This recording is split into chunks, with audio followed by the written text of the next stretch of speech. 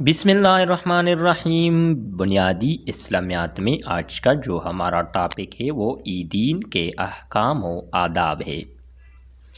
مسلمان عید الفطر اور عید الاضحیٰ نہایت گرم جوشی سے مناتے ہیں اور اللہ تعالیٰ کا شکر ادا کرتے ہیں۔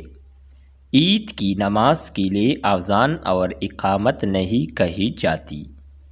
عید کے دن سورج نکلنے کی تھوڑی دیر بعد مسلمان عیدگاہ میں جمع ہوتے ہیں اور 2 رکعت نماز ادا کرتے ہیں۔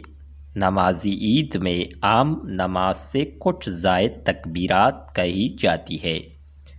نماز عید کے بعد امام صاحب خطبہ دیتے ہیں۔ اس خطبے میں مسلمانوں کو آپس میں پیار و محبت اور ہمدردی کا درس دیا جاتا ہے۔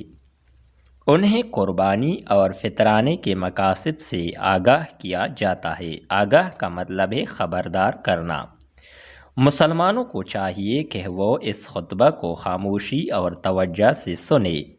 عید کے موقع پر چند آداب کا خیال رکھنا ضروری ہے۔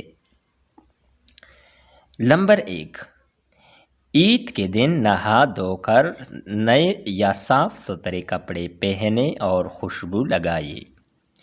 نمبر 2، عید الفطر کے دن عیدگاہ جانے سے پہلے میٹھی چیز کھانا، جبکہ عید الاضحیٰ کے دن کچھ کھائے بغیر جانا سنت ہے۔ تیسری بات ہے کہ نماز عید کے لیے جاتی ہوئی اور واپس گھر لوٹتی ہوئی الگ الگ راستہ اختیار کرنا سنت ہے۔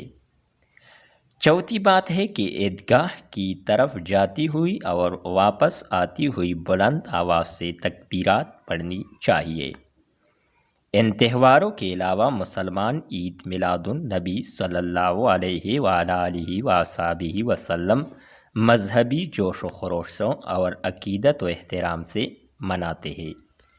جاننے کی بات، قربانی کے جانور کے ہر بال کے بدلے میں ایک نیکی ملے گی۔ ابن ماجہ کی حدیث نمبر 3127 ہے۔ یہ تھی ہماری آج کی ویڈیو عیدین کے احکام و آداب کے حوالے سے۔ نیکسٹ ویڈیو کے ساتھ دوبارہ ملتے ہیں۔